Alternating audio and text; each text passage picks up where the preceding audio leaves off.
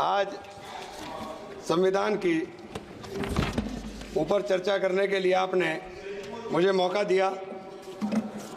माननीय अध्यक्ष जी, जब भारत का संविधान बना उस समय देश के हालात क्या थे?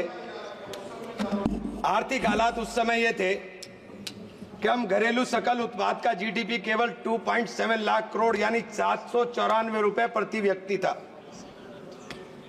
प्रति व्यक्ति आय 63 पैसे प्रतिदिन थी, 230 रुपए प्रति वर्ष। कृषि उत्पादन, जापान में चावल का उत्पादन 748 किलो प्रति हेक्टेयर था, भारत में मात्र 110 किलो प्रति हेक्टेयर था। खाद्यान्न संकट था और गंभीर खाद्यान्न संकट मद्रास में चक्रवात ने और बढ़ा दिया था। उस हालात में जब हमें पूरे विश्व में कहीं से कोई मदद करने को तैयार नहीं था, उस समय शोषणकारी सामाजिक व्यवस्था इस देश के अंदर लागू थी, जहां जमींदारी, रैयतवारी, माहलवारी ऐसी व्यवस्थाएं थी जो श्रमिकों का और किसानों का संसाधन और उत्पादन पे दोनों पर अधिकार नहीं छोड़ती थी। ऐसी 1947 में भारत की अर्थव्यवस्था मूल्यह्रास अर्थव्यवस्था थी। उत्पादन में बहुत सारे कारकों का उपयोग उत्पादन व्यवस्था को कमजोर बनाता था और हालात ये थे, उद्योग स्थापित नहीं होते। 1947 में भारत की विकास दर मात्र 1% सालाना थी। सीमित जीवन की संभावनाएं देश के अंदर थी। कुल मृत्यु दर प्रति 18 प्रति हजार थी और शिशु मृत्यु दर 218 प्रति हजार, यानी 1000 बच्चों में से 218 बच्चे जन्म लेते ही मर जाते थे।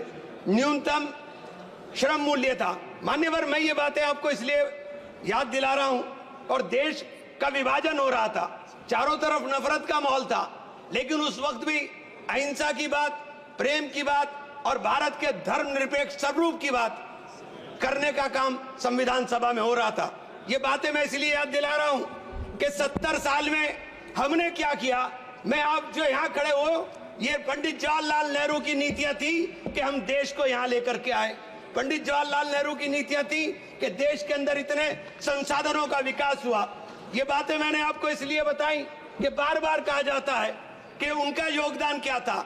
ये उनका योगदान था, ये उनका ही ब्लूप्रिंट था कि हमने देश के अंदर हरित क्रांति लाए। देश के अंदर हमने किसानों को आगे बढ़ाने के लिए, औद्योगों को आगे बढ़ाने के लिए, लोगों को रोजगार देने के लिए एक नया ब्लूप्रिंट तैयार किया। नहरें बनाई, बागड़ा नागल डैम बनाया, वो तमाम चीजें सिंचाई की व्यवस्था की और ये उस हालात में थी जबकि हमारी आर्थिक स्थिति देश की बहुत कमजोर थी। मान्यवर, इस संविधान को जब बनाया गया तो संविधान को प्रस्तुत करते हुए बाबा साहेब भीमराव अंबेडकर ने कहा था कि ये एक सामाजिक परिवर्तन का माध्यम है। उनकी दृष्टि में केवल कानूनी दस्तावेज नहीं बल्कि एक नैतिक प्रतिज्ञा है जो में न्याय, समानता, स्वतंत्रता, बंधुत्व के सिद्धांत से जोड़ती है। आज इस पवित्र ग्रंथ के संरक्षक के रूप में हमें अपने इन आदर्शों के प्रति अपने संकल्प को दोहराना चाहिए। 26 नवंबर 1949 को संविधान सभा में अपनी अंतिम भाषण के अंदर जब उन्होंने इसको प्रस्तुत करते हुए कहा, यह कांग्रेस पार्टी का अनुशासन ही का परिणाम था कि प्रारूप समिति के प्रत्येक अनुच्छेद और संशोधन की नियति के प्रति आश्वस्त होकर उसे सभा में प्रस्तुत कर सकी। इसलिए इस सभा में प्रारूप संविधान के सुगमता के पारित हो जाने का सारा श्रेय कांग्रेस पार्टी को जाता है। हम लोग संविधान को बनाने वाले लोग हैं। हम संविधान को बनाने वाले, मानने वाले और संविधान को अपने सीने से लगाने वाले हैं।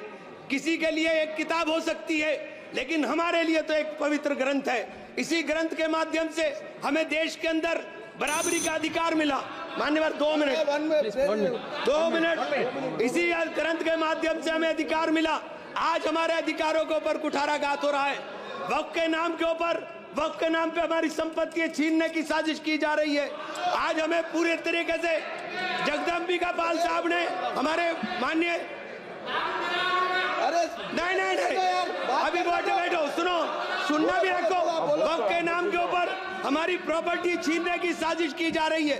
वक्फ कानून ला करके सारी प्रॉपर्टी हड़पना चाहते हैं। आज पूरे देश के अंदर एक नफरत का माहौल हमारे खिलाफ खड़ा किया जा रहा है।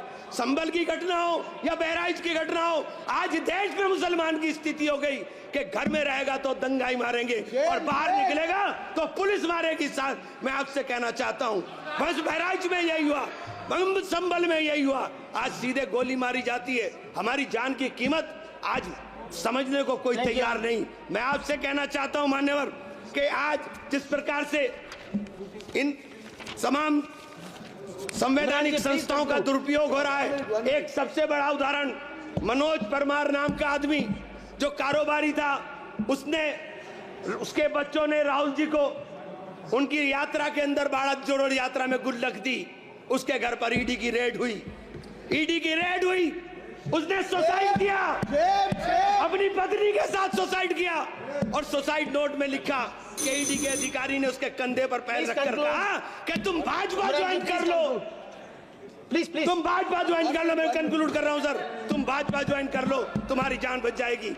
आज ईडी और सीबीआई का इस्तेमाल हमें डराने के लिए होगा। आज ईडी और सीबीआई का इस्तेमाल इन तमाम आवाजों को चुप करने के लिए होगा।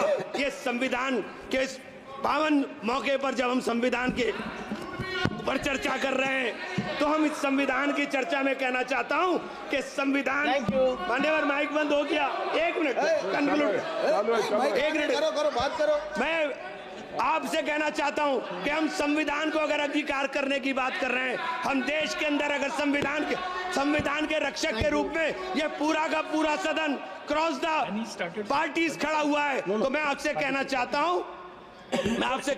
हूं कि आज आपने, क्योंकि मुझे हमारे आपसे इजाजत चाहता हूं माननीय, धन्यवाद। Thank you. मिस प्रिया सरोज, सबसे यंगेस्ट